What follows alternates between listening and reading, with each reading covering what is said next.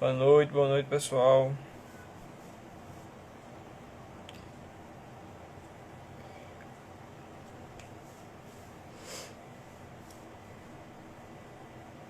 Hoje vamos falar sobre um assunto que é muito bacana, que a maioria das pessoas não sabe ou tem dificuldade, mas que eu vejo como um grande diferencial. Então, se você olhar para os seus concorrentes, vocês vão ver que eles não fazem carga interna, controle de carga interna, ou não sabem manipular.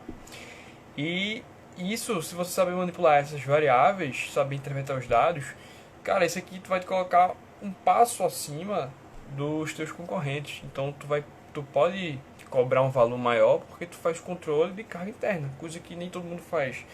E eu vou mostrar a vocês que eu acho que criou um mito dentro da carga interna que seria muito difícil. De fato, eu acho que no começo, quando teve começo da PSE, assim, fazer, né, a ser mais amplo, ela ficou inviável de fazer porque não dizia que dava para controlar grandes grupos e tal. Mas hoje eu acho que com os aplicativos, porra, dá para fazer isso tranquilamente. Só fazer uma planilha no Excel, enfim, a gente vai falar disso. E isso te dá uma margem de acerto muito maior do que não fazer controle de carga interna. E a real forma de fazer, mensurar como você pode melhorar seu atleta ou saber o risco dele é através da carga interna. Só estou esperando aqui o Bruno entrar.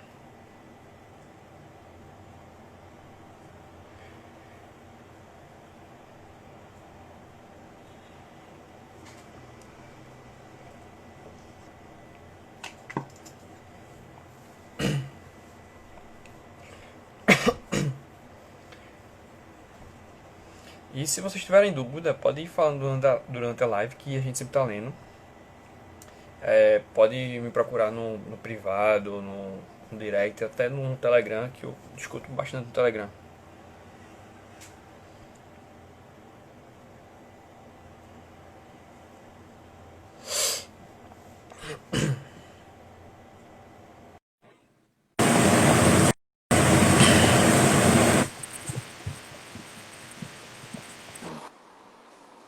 E aí, E aí, lindão, beleza, cara?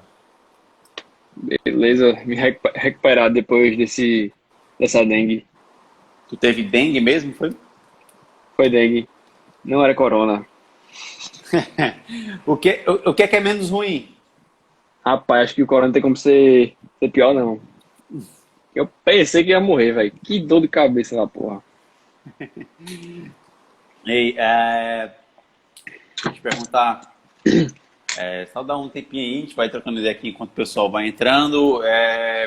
Lembrar a galera que tem um sorteio hoje, né, da planilha do Wader, Tem. da planilha de controle de carga, e que a gente optou por fazer essa live mais cedo hoje um pouquinho, porque na live passada a gente acabou ficando 1h30 falando. Então, caso a gente chegue um pouquinho, ainda vai ser 8h30 da noite. A galera ainda vai ter tempo de assistir, até porque o assunto hoje ele rende pra caramba. E eu tava falando aqui com a galera, antes de eu entrar, que o controle de carga interna é um diferencial para a maioria das pessoas, porque muita gente não sabe fazer ou não faz de jeito nenhum porque acha difícil. E a gente É, sabe que hoje em dia ficou muito mais acessível fazer controle de carga e que diferencia dos teus concorrentes. Então tu tá um degrau acima, né? exatamente, exatamente. É uma coisa. É engraçado porque esse lance de controle de carga. Fixa o assunto aí, ô Gabriel, nos comentários, escreve, fixa aí. Esse assunto do controle de carga de treino é uma coisa que a primeira vez que eu tive contato com esse termo foi há mais ou menos uns 6 anos atrás, 6, 7 anos atrás, que ninguém falava sobre isso.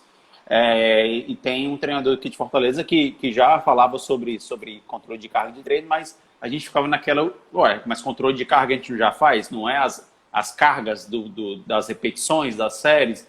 E aí, depois que a gente foi entender que isso é controle de carga externo, controle de carga É. interna era outra coisa, é até mais importante de se ter. E engraçado porque é uma coisa que eu ainda acho que é uma coisa que é pouco falada, Gabriel, no meio dos treinadores do Brasil, né? O CrossFit trouxe esse lance mais competitivo, né? Que antes isso era guardado muito mais para quem era treinador olímpico, ou treinador de futebol, ou treinador dos times da Liga Nacional de Vôlei.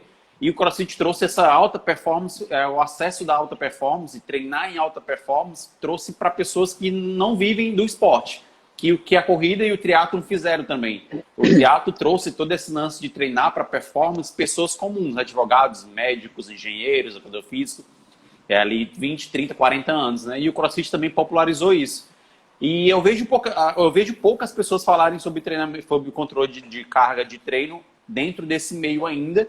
E as poucas pessoas que fazem ainda é uma coisa muito... isso vale, isso não vale, isso aqui presta, isso aqui não presta.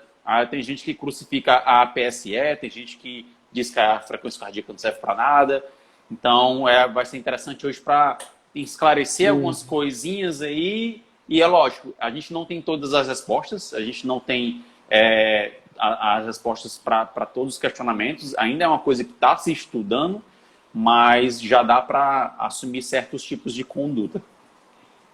É tanto, velho, que o controle de carga interna não é só para performance, né? Então, a gente, hoje em dia, usa marcadores bioquímicos para ver a saúde do atleta do ponto de vista de saúde mesmo, de risco de... Fitness, né? E fitness e saúde, né?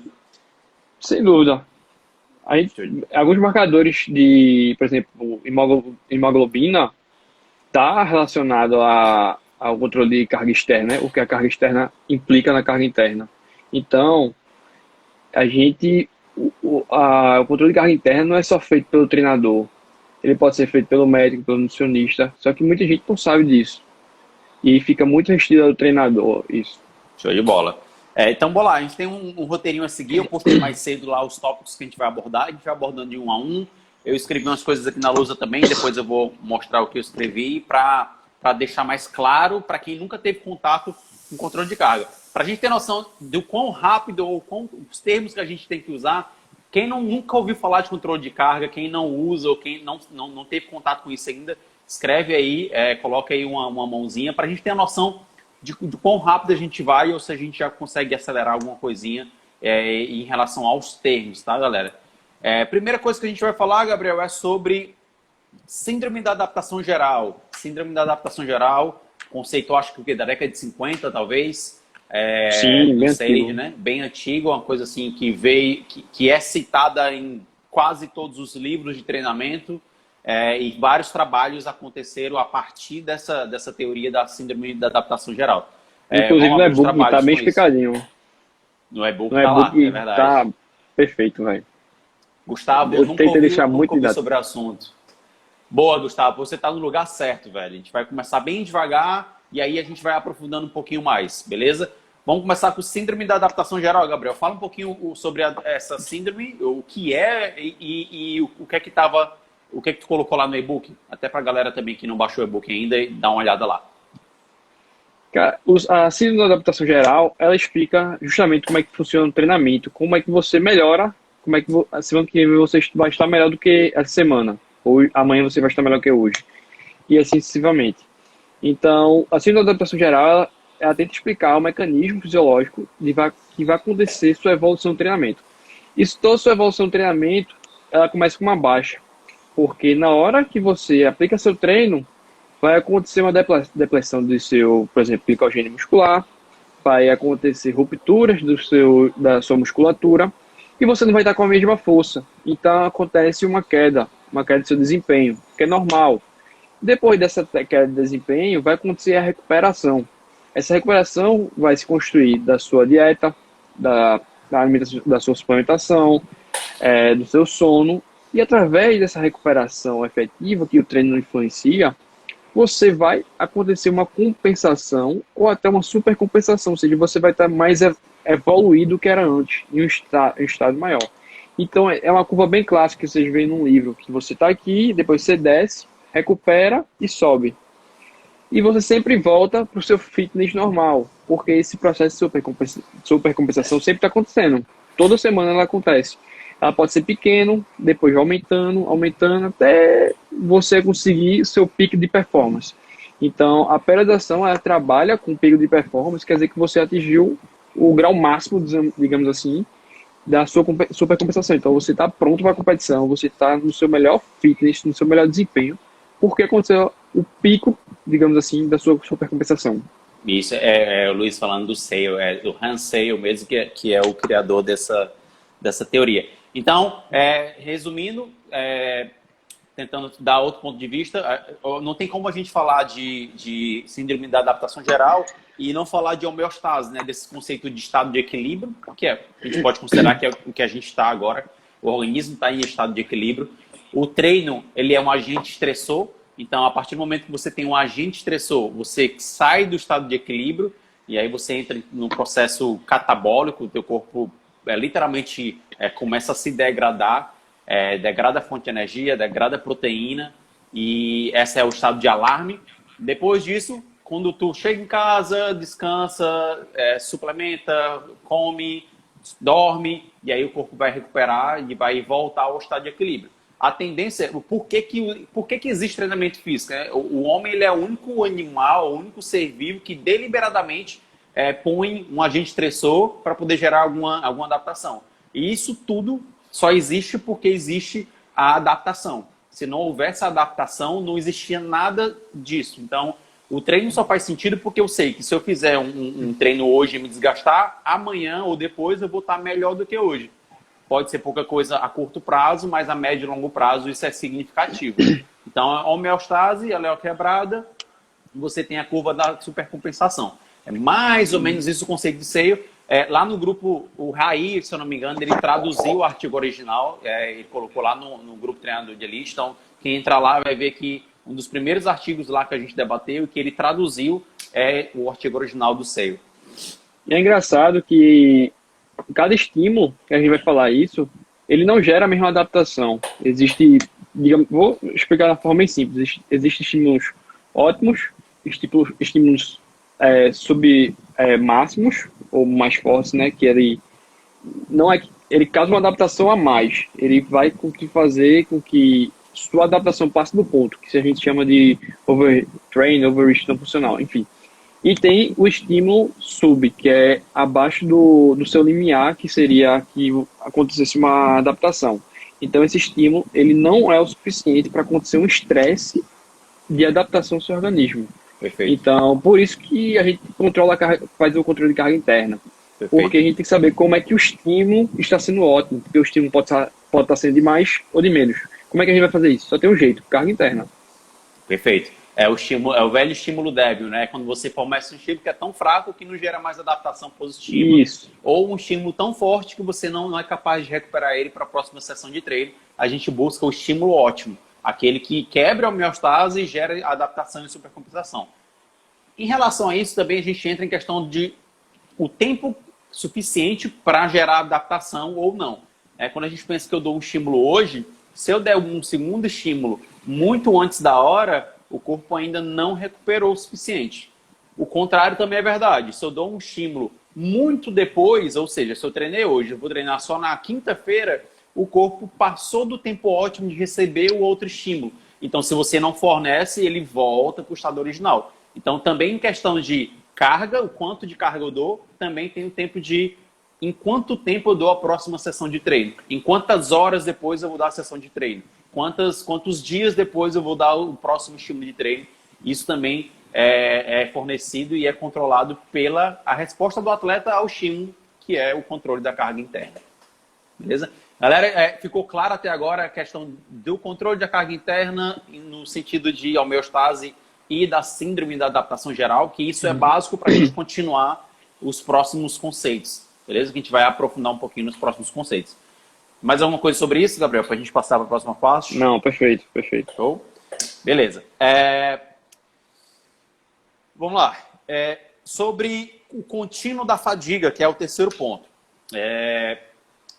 Fadiga não é uma coisa necessariamente ruim. A fadiga ela é necessária. É necessário um agente estressor que gera fadiga para ocorrer a adaptação. O quanto de fadiga que você vai impor ao atleta ou ao seu aluno é que é o grande X da questão. Em qual tempo é o ideal? Varia, depende. A gente vai abordar isso, Samurai. A gente vai falar, já a gente volta para a questão de quanto tempo ou o tanto de carga. a carga interna nesse caso seria por meio da percepção da recuperação de cada indivíduo?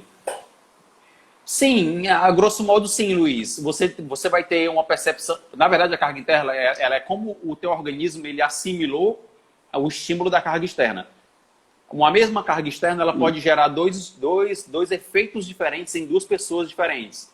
Então, por exemplo, um treino com 100 quilos de supino, 5 séries de 10, duas pessoas diferentes podem ter duas assimilações diferentes do mesmo treino usando a mesma carga externa. Isso é a carga interna, é os efeitos da carga externa no teu organismo. E a carga interna é que determina se a carga foi ótima, se ela foi fraca ou se ela foi acima do que deveria. Então, o monitoramento... A carga interna é que determina a adaptação. Então, por exemplo, exatamente. Um treinador passou para mim e para Bruno uma Fran. É o exemplo que eu coloquei. Eu terminei em 3 minutos. E dei uma PSE, uma nota 7 de uma Fran. E o Bruno fez a Fran em 10 minutos e deu uma PSE 10.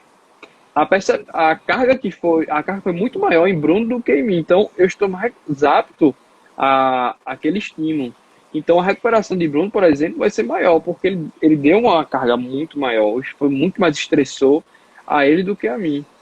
Isso, e quanto mais intensa a carga de treino, quanto maior a tua percepção de intensidade do treino, mais tempo tu leva para recuperar. Então, treinos, isso é óbvio, né? Treinos mais intensos, o cara leva mais tempo para recuperar do que treinos mais brandos.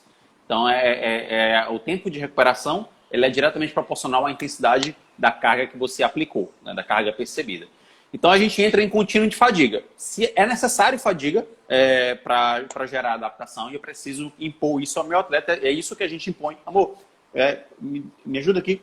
É isso que a gente impõe ao atleta. Então, eu vou mostrar aqui rapidinho o contínuo da fadiga e uma confusão que tem em relação a overtraining, overreach não funcional e overreach funcional. São 3 coisas diferentes, beleza? O que muitas vezes a gente se refere a overtraining, a gente está falando, na verdade, de overreach funcional e o não funcional. Então, vou mostrar aqui sobre fadiga. Deixa eu virar aqui a câmera.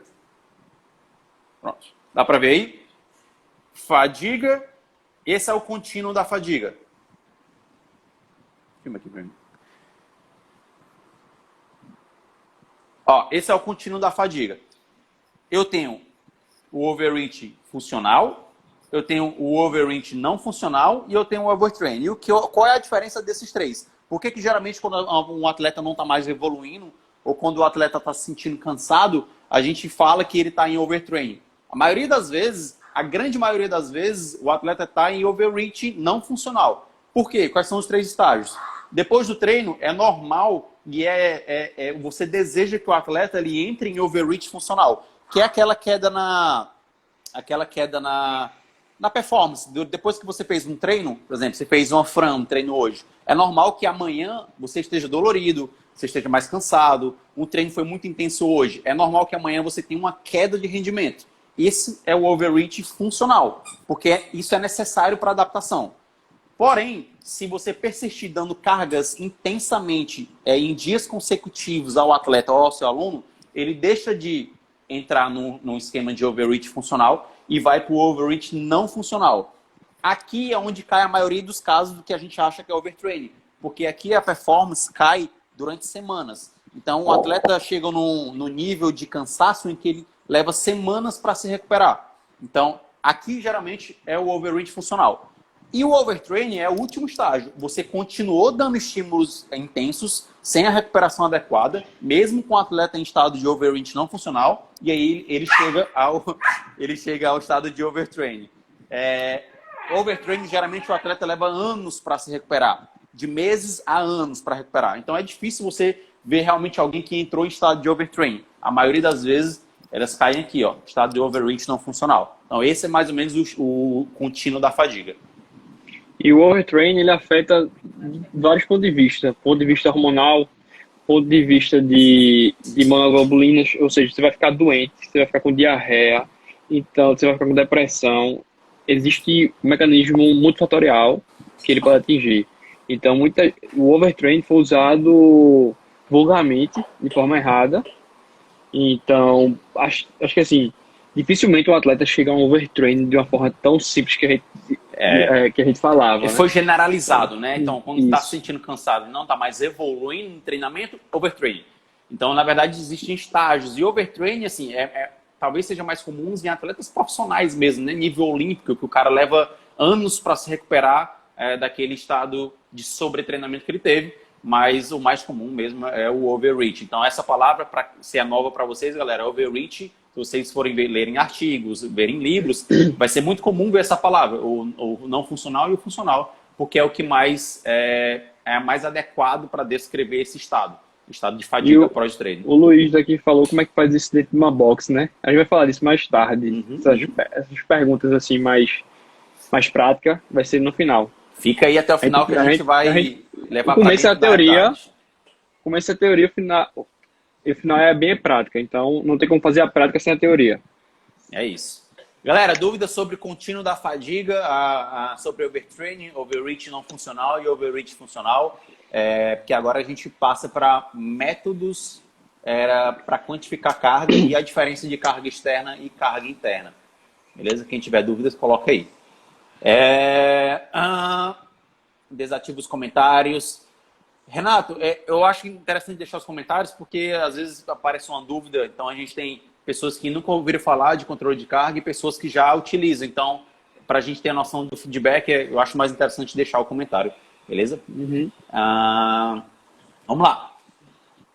Diferença de carga externa para carga interna, Gabriel, para depois a gente falar sobre os métodos para quantificar cada uma delas. Vamos começar pela carga externa, que é a mais comum, que é o que todo mundo praticamente já faz, que é controlar carga, controlar velocidade, controlar pacing. Fala um pouquinho aí sobre carga externa, como é que tu ajuda no controle disso com o pessoal do Neto? A carga externa é o que o treinador planeja. De forma resumida, é o treino. Ele pode ser medido, por exemplo, no futebol, eles colocam uma cinta com frequencímetro e GPS. O frequencímetro vai medir a carga interna e o GPS vai medir a carga externa. Ou seja, o GPS ele vai dar a aceleração, quantos sprint o cara deu, a distância percorrida, e aquilo ali tudo vai somar para a carga interna. E também a gente pode usar no LPO, a gente usa tonelagem muito em zonas de treino, né? Que os métodos de LPO usam isso. E deixa eu ver outro, tem outro aí quantidade de repetições, né? Quantidade de repetições de ginástico. Por exemplo, uma coisa que a gente usa lá na Dark Horse é número de repetições semanais. Por exemplo, semana os atletas fizeram 300 pull-ups ou fizeram 250 HSPU. A gente usa isso como controle do volume de treino, né? Então, é uma forma de quantificar a carga externa pelas repetições, pelo volume de repetições, já que na ginástica o peso é o peso corporal, não tem muito como mudar. Então, enquanto no deadlift, back squat, front squat, snatch, clean, thruster, esses exercícios você consegue quantificar a carga que você colocou na barra, nos ginásticos você já não consegue fazer isso. Como o seu peso não muda praticamente, então você tem que controlar pelo volume de repetições que você acumulou, ou também é outra opção de fazer pela cadência dos movimentos strict. Geralmente na fase de base a gente usa muito os movimentos strictos cadenciados, né? A excêntrica mais controlada para acumular mais tempo sob tensão. Então é outra forma de quanto tempo você gastou para executar 10 repetições de HSPU, por exemplo. Mas o que é mais comum que eu utilizo é o volume semanal de repetições, beleza? Então carga externa, carga da barra, velocidade da corrida, pace, volume de repetições de ginástico, tudo que você planejou e colocou lá na planilha. Beleza? Dúvidas sobre isso? RM, tempo sob tensão, número de séries, número de exercícios, é isso, Luiz. É tudo que o cara planejou. É tudo que você colocou lá na planilha de treino. Vinícius, e essa parte, peso, distância. É isso. Essa parte que tu falou, pronto, fica totalmente restrito ao Neto, no meu caso, que é o Neto que faz, porque ele é o treinador. Então ele sabe o que está fazendo, ele sabe o estímulo que vai dar, ele sabe o estímulo decorrente da carga interna que eu dei. Então eu dou todo domingo, eu dou um laudo a ele do que foi a carga interna, que a gente vai explicar agora. Show. Falar nisso, interessante seria trazer o Neto, né, para fazer uma live com a gente. Seria uma boa, hein? Vamos, se a galera quiser, a gente traz o Neto para falar dos treinos aí da Anitta, do Fábio, da Suzana e da galera do time Alberto Neto. E carga interna. Então, se a carga externa é tudo que o treinador planeja, que raios é a carga interna, então? É a resposta da carga externa. É como É a o forma seu mais corpo simples que tem. assimilou a carga externa. É como você reagiu à carga externa. O que a carga externa ela causou no teu corpo. Isso é a E carga interna do treinamento. isso é o que vai definir mesmo o teu treinamento, a tua supercompensação. Não é só a carga externa. O que teu corpo responde é o que vai dizer a supercompensação. Não é só você aumentar o volume sem saber como é que ele responde. Então, com volume pequeno, eu posso atingir uma coisa que eu quero, uma supercompensação. Não necessariamente aumentar o volume demasiadamente. É isso. É isso.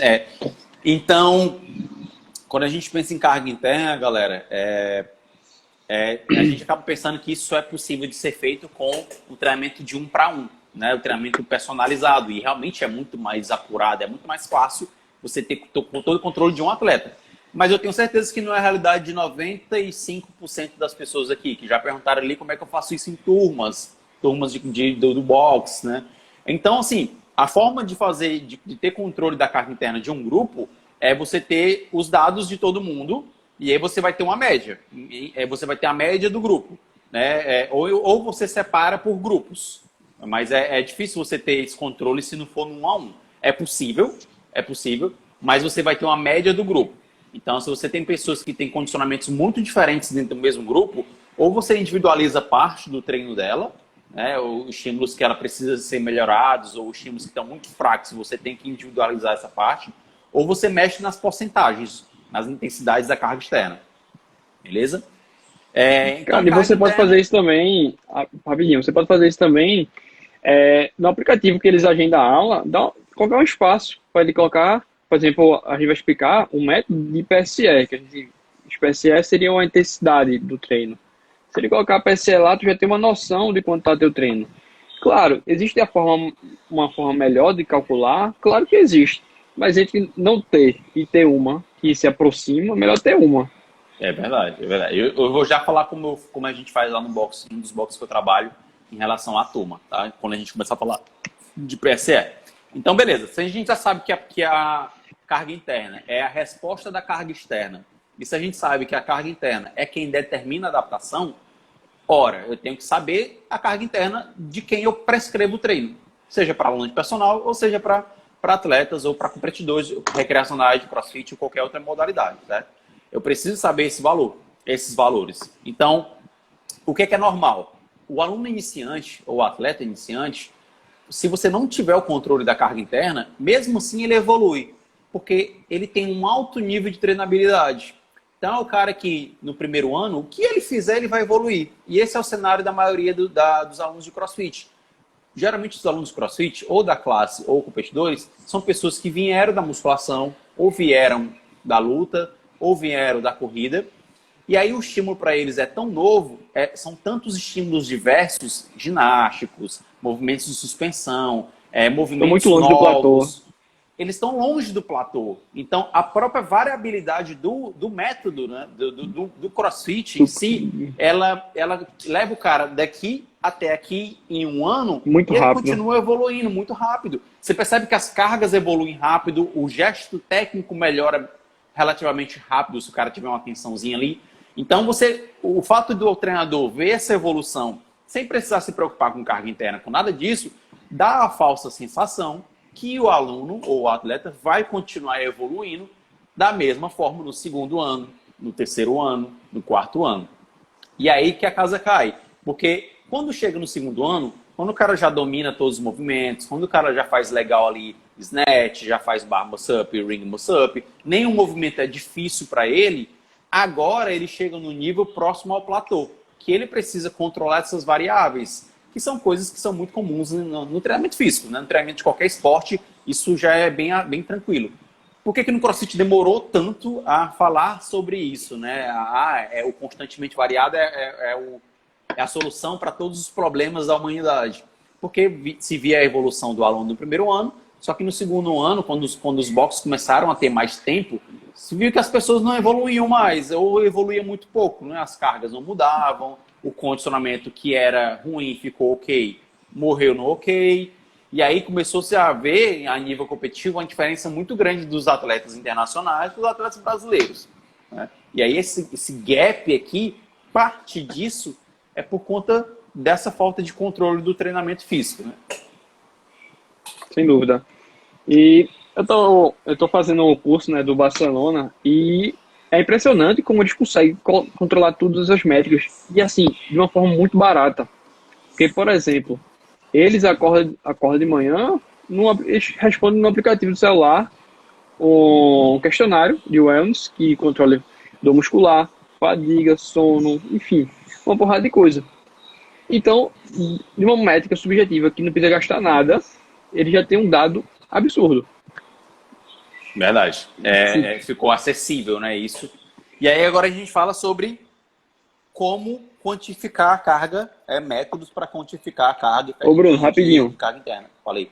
Galera, se vocês estão gostando da live, tem um aviãozinho aqui no canto da tela que vocês podem mandar para seus amigos. Então, se você está gostando e gosta do nosso trabalho, por favor, envie para um amigo, indica para qualquer pessoa que acha que deve assistir essa live. Show. Bora. Bora falar das cargas, dos métodos de quantificar carga de treino. Vamos começar pelos subjetivos e depois a gente vai para os objetivos, pode ser? Pronto, deixa eu falar. Antes de. E aquela confusãozinha sobre termos, né? Não, eu ia falar, a galera sempre pergunta qual o melhor método. Rapaz, eu não sei qual é o melhor método. É muito difícil eu dizer, eu falar, o melhor método é PSE, o melhor método é da frequência cardíaca. Cara, eu tenho que conhecer a realidade do treinador, do atleta, quanto dinheiro ele pode gastar, enfim, são muitas coisas que, assim, não fica difícil eu falar qual é o melhor método. Eu posso dizer que o melhor método do cara seja a Trimp, mas a maioria dos atletas dele não tem condição de comprar um frequencímetro, e aí? Então não vai servir para nada. Verdade. Então, para mim, existe uma guerra entre métodos objetivos e subjetivos que só danifica, só politiza mais a ciência, que não precisa disso. Então, cara, não precisa. As métricas podem se complementar e te ajudar. Não precisa fazer uma guerra por isso, não. Eu acho que é uma besteira. O fato de você usar a PSE não quer dizer que a Trimp não seja interessante também. O fato de você usar a frequência cardíaca não quer dizer que o CMJ seja interessante. Na verdade, por que não usar o que você tem acesso, o que é mais prático para a sua realidade, né? É bobagem esse lance de, cara, sabe o que eu acho? Eu acho que isso é buscando audiência, buscando engajamento no Instagram. A PSE não serve para nada, headline zona vermelha, linda, assim, a galera, 400 comentários. O cara sabe que não é assim que funciona. Então, seguimos. Então, beleza, vamos falar sobre primeiro sobre a percepção subjetiva de esforço, a famosa PSE lá, de escala de Borg. Sofreu muitos nomes, Foster, né? Tem muitos autores. Então, vamos falar sobre PSE, que talvez é uma coisa que todo mundo já tenha ouvido falar, se não tem aplicado ainda, beleza? Então, beleza. PSE, galera, é a percepção subjetiva de esforço, né? É como o teu aluno, o teu atleta, ele percebe um esforço numa escala, pode ser de 0 a 10, pode ser de 6 a 20, que é a escala de Borg, a mais utilizada, acredito que seja de 6 a 10, a de 0 a 10. Ele vai dar uma nota para a intensidade da sessão inteira de treino, tá? Então isso é importante. A PSE, geralmente ela é coletada após o término do treino, tá? Se você coleta a PSE, por exemplo, Gabriel, qual é a nota que tu dá para o treino de hoje de 0 a 10? Sendo 0 o esforço mínimo e 10 o maior esforço que você já sentiu na vida. Ele vai dar uma nota, por exemplo, uma nota 7. Tá? Ele acabou o treino, o WOD acabou agora, ele está no chão lá e eu pergunto, Gabriel, qual é a tua nota? 7. Ele tende a dar a nota do exercício que ele acabou de fazer, do WOD. Porque assim que terminou o WOD, eu perguntei para ele. É óbvio que ele não vai lembrar a intensidade que ele fez o aquecimento ou o EMON que ele fez há 50 minutos atrás. Ele vai me dar uma intensidade que ele acabou de fazer do WOD. Então, ele geralmente tende a superestimar se eu perguntar para ele assim que acabar o treino. Então, recomenda-se que pelo menos 10 minutos depois, meia hora, já vi trabalhos falando de meia hora depois do treino terminar, o atleta... Eu uso meia hora. O atleta ou o aluno responde qual foi a intensidade da sessão inteira, tá? Isso inclui aquecimento, técnica, força, EMONs, AMRAPs, WOD, tudo que ele fez na sessão, ele vai dar uma nota. Então, é óbvio que, como é que eu vou saber se isso é fidedigno? Seu aluno ou seu atleta, ele vai sendo treinado para isso. Você vai, ao longo de semanas, ensinando a ele o que é um 9, o que é um 7, o que é um 5, o que é um 4. Ele precisa de algum tempo, ele precisa de dias, de experiências com diversas intensidades de carga para poder, daqui a 3 semanas, ser mais fidedigna a resposta dele para você. Então, não faça assim que terminar a sessão, tá? Porque ele tende a superestimar. E isso é um problema para os box, porque lá no box onde eu trabalho a gente usa PSE, né? A gente usa PSE de 0, só que lá a gente usa de 0 a 5. E aí qual o problema? Tem a aula seguinte. Então, termino hoje, eu preciso de uma nota, porque se eu for esperar 20 minutos, o aluno já foi embora, o cara já não quer saber disso. Então, é um problema para quem trabalha com box, mas, como o Gabriel falou, por mais que não seja perfeito, ela é uma métrica para mim. Porque se eu chego na quinta-feira, eu vi que na segunda foi 5, na terça foi 4, na quarta foi 5, eu preciso diminuir a intensidade do treino inteiro. Por mais que isso não seja cientificamente fidedigno. Eu não quero escrever um artigo científico, eu não quero publicar um artigo, eu quero só saber a resposta do meu aluno. Então, para o nosso contexto, é válido. Mas, se você tem os seus atletas treinando de forma um pouco mais comprometida, treinando de forma um pouco mais profissional, meia hora depois, 15 minutos depois, 20 minutos depois, ele responde ao questionário. Isso. Tu faz meia hora, Gabriel? Eu faço meia hora e eles respondem um questionário no celular. Eles olham a tabela, eu falo, digo, ó, essa tabela vocês têm que olhar e responder. Não tentem decorar a tabela, sempre olhem para a tabela e respondam. E eu prefiro usar a tabela original. Não gosto de usar tem cor e cara, porque eu acho que sugestiona. Sim. Mas tem treinadores que não gostam. Enfim, isso vai particularidade. Eu não vou entrar no mérito se é válido ou não válido. Assim, a forma que foi validada, eu boto para eles. E eu achei melhor. E tipo, a repercussão, pelo que eu vejo, correlacionando com a Trimp, é ótima, tá ótima. Até hoje eu não tive um grande problema entre PSE e Trimp. Claro, alguns tipos de treino, a Trimp é melhor. E assim vai. Correlaciona as duas que você tem.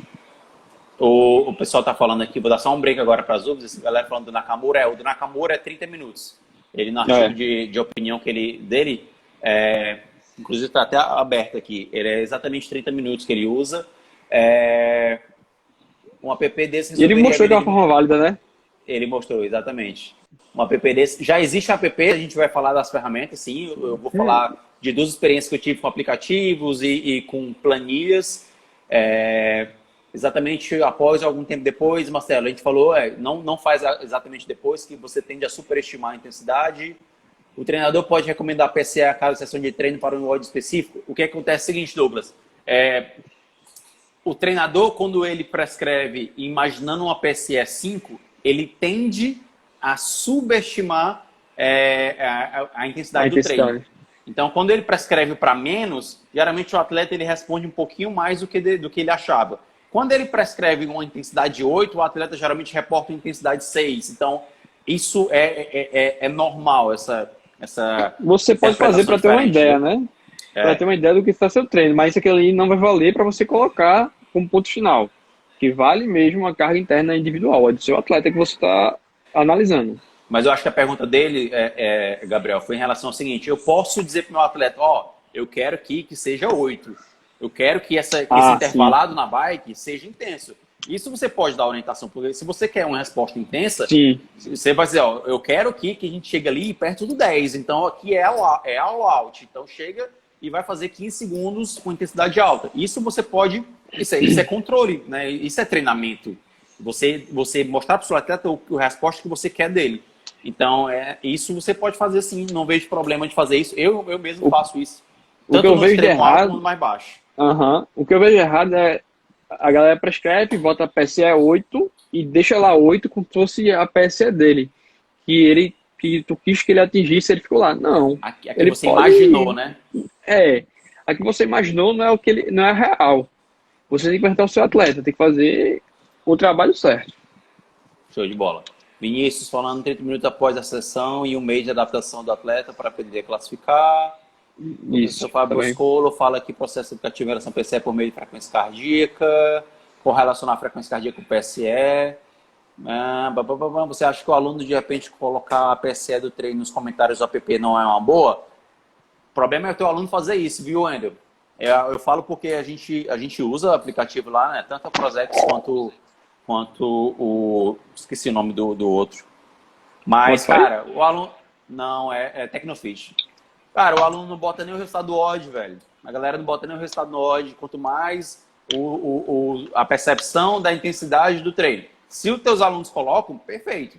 Seria ótimo, meia hora depois ele ir lá e colocar. Mas a galera não coloca. Trazendo para a parte prática, alunos de sala, se você não pegar depois do treino, você não vai ter esse controle, porque eles não vão te dar, entendeu? Um vai te dar no dia, vai esquecer dos outros 5 dias. Então, infelizmente, é assim. Posso montar a tabela ou sigo da literatura? A tabela de esforço, Marco Conselho?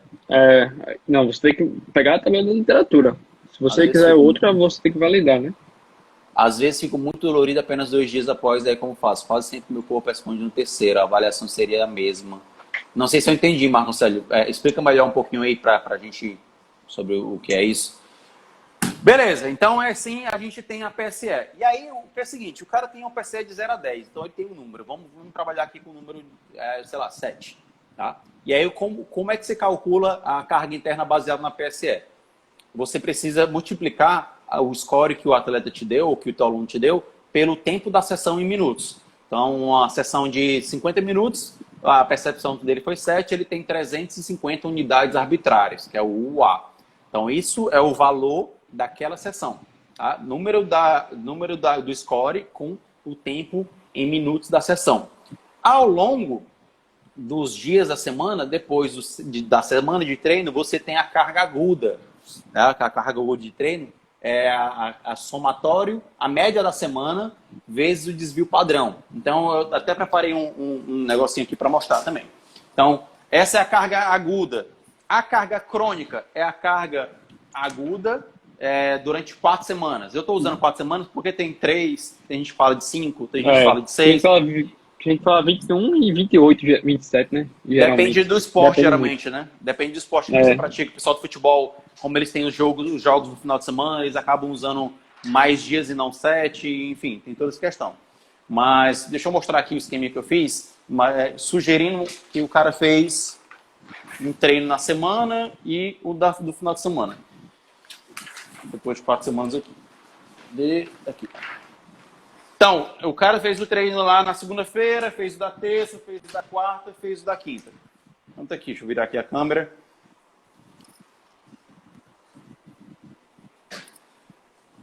Que é a semana de treino, então você tem o treino ali da terça-feira, tem o treino da quarta, o treino da quinta, o treino da sexta, o treino do sábado e o treino do domingo.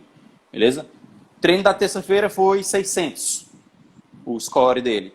O da quarta, 240, o da quinta, 300, o da sexta, 450, do sábado, 200 e o do domingo, 700. Isso aqui foi baseado em uma modalidade como, por exemplo, futebol, que geralmente domingo é o dia de jogo do cara. Então, geralmente é onde ele alcança valores mais altos. Então, aí você tem a carga aguda, que é 2.490 dividido por 7 é a média, 356. Tá? Aqui é a carga aguda. E aí você tem 2 fatorzinhos, que é a monotonia e o strain. Explica aí, Gabriel, o que é a monotonia e o strain, e eu mostro aqui o cálculo. A monotonia é o desvio padrão da carga semanal, né? Então, ela mede o processo de sobretreino e destreino. Monotonia, como vou dizer de uma forma bem simples, seria a mesmice do treino. Então, o quanto ele não varia. Então, se ele varia pouco, por exemplo, se a carga da semana aí que o Bruno botou fosse tudo mais ou menos 600, a monotonia seria muito alta, ou seja, a mesmice do treino é muito alta. Aqui já, ao longo da semana. Aqui dá para perceber que ela varia, ela tem curvas ao longo da semana, né? Então a monotonia dela é baixa, ela é pouco monótona, digamos assim. Exato. Então, o que ela nos diz? Por exemplo, a monotonia está alta e a carga de treinamento está alta. Então você tem um risco de sobretreino, porque você está com a carga muito alta e sem variar essas cargas. Então, por isso que o processo de variação da carga é legal. Ou você está com o processo de destreinamento, quando a carga está muito baixa e a monotonia também está seguindo a monotonia, ou seja, não está desnivelando a carga. Então, por isso que a gente fala periodização ondulatória. É nada mais do que variar as cargas. Show de bola. A galera bota muita coisa nisso, mas é só você variar a carga. Quando você varia a carga ao longo da semana, você já diminui o risco grande do cara ter lesão. E o cara ter treinamento, o cara ter supercompensação. Exato. E aí o cálculo da monotonia, galera, ó. De novo, deixa eu pegar aqui, ó. 2.490, o que é esse 2.490? É a somatória dessas cargas, ó. Eu peguei todas essas cargas e somei, beleza? E aí eu tenho 2.490. Dividir por 7, que é pela semana, dá a média da carga semanal em unidade arbitrária, 356. Eu pego esse 356 e divido pelo desvio padrão. Aqui era 225, deu 1,58. Aqui é a carga aguda dele, tá? E aí a carga aguda, o que é? Geralmente a carga aguda está relacionada com a fadiga. Porque em uma semana não deu tempo de você ter benefícios ainda de adaptação. Então ela reflete o teu estado de fadiga. Já a carga crônica, ela reflete o teu estado de adaptação. Que aí você vai pegar de 4 semanas disso.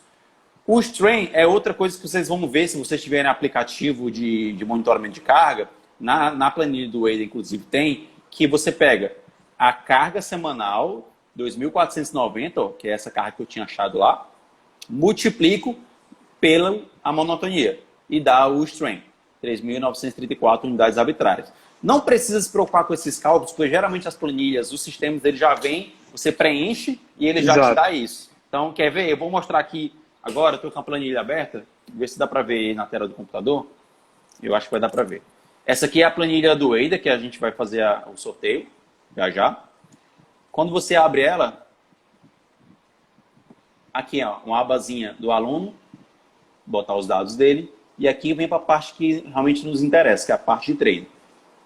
Dá para ver aqui, ó, aqui você vai botar o treino de segunda-feira, tem a PSR. Você é mais, Bruno? Para ver? Aí, dá. Pronto. PSR lá em cima, ó, percepção subjetiva de recuperação, duração do tempo de treino em minutos, aqui. PSE, o score que o cara vai te dar aí, 7, 8, 9, 10. E aí, quando você coloca aqui, ele já vai automaticamente preencher esses outros campos. Então, você não precisa se preocupar com o cálculo, beleza, galera? É só preencher, que é muito fácil. E aí, ele vai te dar ali também, ó, a carga aguda e crônica do dia, carga aguda e crônica da semana, a monotonia e o strain.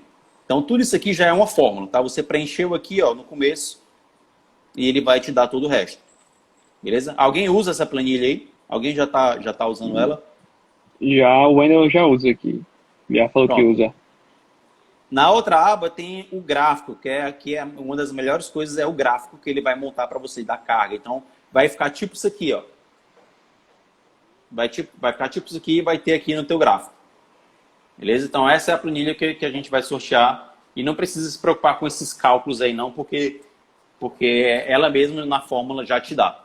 Beleza? Então, fala aí, Gabriel. E a galera pergunta muito o número exato, né? Esse número exato é uma grande polêmica que existe, que é entre dois teóricos, que é o Gabbett e o Impellizzeri, né? Que a gente fala bastante. Que é uma relação entre a carga aguda, o ACWR, né? A carga crônica e a carga aguda. Isso, aqui, ó. Daí, ele mostrou, através de pesquisa de alguns esportes, como, acho que foi futebol americano, rugby e outro. Quer dizer que existia um ponto ótimo para você direcionar sua carga, sua razão de carga, né? E os pontos extremos, que acontecia as maiores lesões. Tanto se a carga for muito baixa, você pode acontecer lesão, e quanto a carga for demasiadamente alta da semana, né? Em relação à crônica. Daí, ele elaborou um gráfico em que ele mostrava a red zone, né? Que seria a zona de perigo, e a green zone, que seria a zona que você tem uma margem de segurança. Show. Né? Aí, a partir daí, que se não me engano era de 1.8 a 1.2, 1.3. 0.8 a 1.3, isso. Isso. E existe uma briga com o Impellizzeri, que é o teórico, que ele fala que essa razão não direciona tanto, não é tão fidedigna na relação de lesão. E ao meu ver, ele está correto no sentido de a galera pegar de um esporte e transmitir para outro. Se você transmite, se você não tem essa transferência, o esporte não é o mesmo, não existem os mesmos combates, os mesmos perigos, as mesmas características, e a gente acaba fazendo uma fórmula geral, dizendo que, ó, esse aqui é o número ótimo, 0,8 a 1,3, você tem que direcionar sua garra aqui. Não necessariamente, porque você não fez um estudo do seu esporte. Então, Exatamente. então Exatamente. existe essa briga. Exatamente. O que eu faço é, eu não, assim, eu não uso essa fórmula, essa green zone como uma fórmula geral. Mas eu uso para ter uma noção de onde está a minha carga de treinamento. Porque eu posso ver se minha carga da semana em relação à crônica, ela está muito alta ou está muito baixa. E é norte. Não você, isso aqui não é a forma geral, né? Sim. O pai de São todos. referências, né? São referências que você que vai te guiar. Então, é isso que a gente quer transmitir na live. Não é uma forma geral que você vai pegar tudo e salvar sua vida, mas é um guia para você. A galera está perguntando, ó, se tem a carga aguda e carga crônica.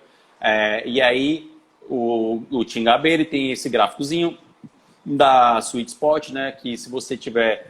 Aqui tem mais ou menos os valores 0,8 a 1,3 seria a zona ótima, né, de treinamento, em que o estímulo é ótimo para gerar adaptação e ele não é tão intenso que aumente o risco de lesão. Abaixo disso e acima disso, você teoricamente teria maiores riscos. Acima por causa do excesso de carga e abaixo porque os estímulos de treino eram tão débeis que na hora do jogo, na hora que você precisa da demanda, você não tem preparo. Então imagina, isso bate com uma... se correlaciona com um artigo bem interessante que eu li com o pessoal da Big Dogs, que é sobre o volume funcional. Se tu tem 100 repetições de thrust e 100 repetições de chest to bar para fazer no odd, e tu nunca fez isso na vida no teu treino, tu nunca chegou nem perto desse volume de repetição, o teu risco é maior.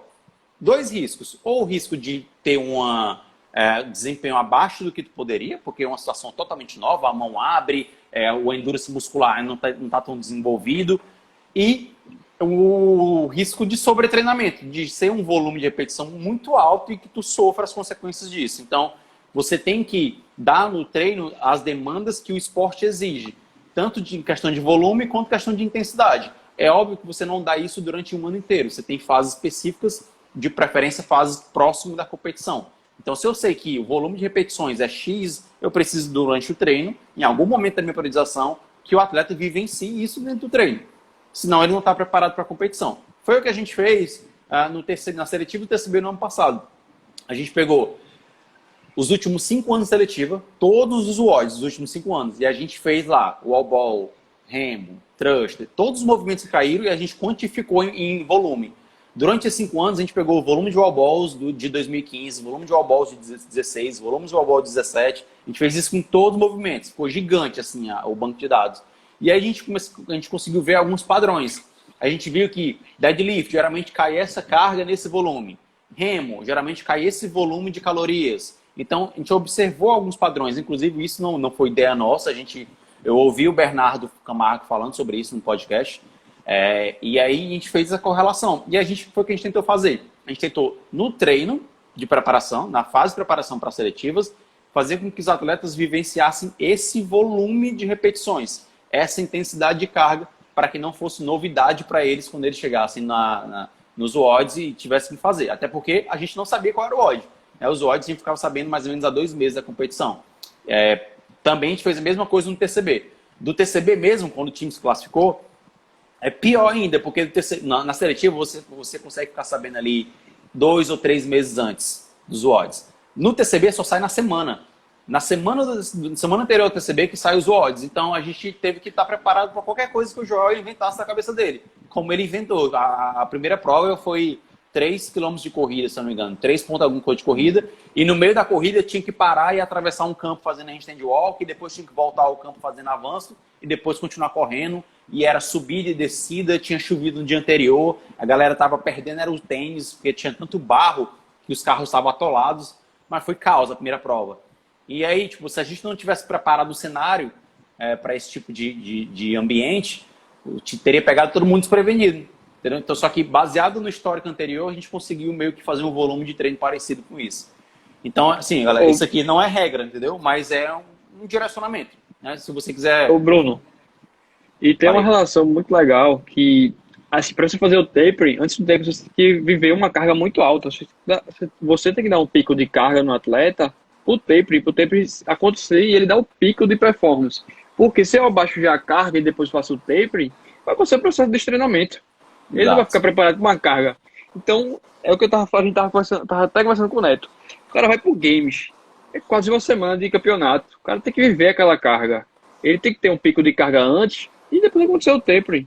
Senão ele não vai aguentar o games. É tanto que, por exemplo, no TCB mesmo competição, TCC seletivas, são 4 dias de pancada. Chega no segundo dia, terceiro, a galera tá morta, velho. Amor, o terceiro dia a galera tava acabado já. Quem vai sobreviver é quem tem a maior carga de treinamento, porque quem tem a maior carga de treinamento antes do tape, velho, ele tá se recuperando muito melhor. É uma coisa que o Fábio me disse. Cara, eu me recupero porque eu treino muito. Quando eu treino Volume muito, eu me alto, né? recupero. Ele falou. Então, É isso. o Fábio, velho, ele começa lá embaixo, depois vai subindo, porque ele consegue se recuperar. E a galera não consegue, velho. O problema é esse. Então, 2 cuidados. O aumento de carga brusca e o aumento de carga antes do tape. O aumento de carga brusca, velho, você vai acontecer muita lesão, porque de uma semana para outra, por exemplo, semana de choque, né? Você tem que ter cuidado se o atleta está preparado para isso também. Porque aumentar, por exemplo, em 12% já está elevando o risco de lesão em mais de 40%. Em vários estudos de ponta isso. Então, aumento de carga, principalmente em desportista, praticante, tem que ser gradual. Não Show de pode bola. ser um degrau absurdo. A gente Então, pode acho até que falar disso na próxima live, né? Sobre tapering e progressão de volume de carga. e é interessante que você analise uma planilha, por exemplo, essa do Eder, que você vê direitinho, vai, como você está fazendo as coisas certas. Você está aplicando tua ciência ali em colocar um pouquinho de carga em cada semana, depois fazer o taper, ver que o deload, ver que ela cai, depois volta a subir cada semana. É muito bom, pô. Por isso que Perfeito, né? você invista nessa planilha, vai. Mesmo que Vale a você não pena. ganhe, compre essa planilha, porque essa planilha é muito boa. Ela é muito simples de usar, mas ela requer um dado, ela tem muito dado bom, velho. E você, Total. porra, E ó, a Andrea tá falando, muitos coaches deveriam estar assistindo essa live agora, nessa quarentena, antes da retomada. Com certeza, porque pô, imagina o indica volume de aí. treino, né? Joga pra galera aí. Mas é interessante ver que a galera tava com volume de treino e com uma demanda de treino aqui, e de repente na segunda semana vai vir pra cá, né? Movimentos que a galera há muito tempo não fazia, pull-up, subida de corda, tem que ter muito cuidado na retomada. Gabriel, falta 3 minutos para dar 1 hora. Eu não sei se o Instagram vai cair a gente. É melhor tu fechar a live, salvar, para poder a gente ter esse material para fornecer depois e a gente abre de novo. Galera, a gente vai fechar, mas a gente tá aqui, a gente tá na Pô, carga externa, não vai acabar agora não, viu? a gente tá na metade ainda. A gente vai falar de frequência cardíaca, carga aguda e crônica já falou, vamos falar de CMJ, HRV, TRIMP e o mais importante, o que fazer com todas essas informações e depois o sorteio, tá? Então, tem que estar aí A pro parte boa é sorteio, ó. agora. A gente ainda está aqui, ó, a gente está na metade ainda do cronograma. A gente vai só fechar para poder salvar, porque quem quiser ter acesso à live e o resumo da live, o Gabriel vai colocar na bio dele o link, bota o e-mail lá, que aí quando a gente fizer o resumo em PDF e a live salva, a gente envia para vocês. Mas vamos fechar e volta aí, Gabriel. Fechei.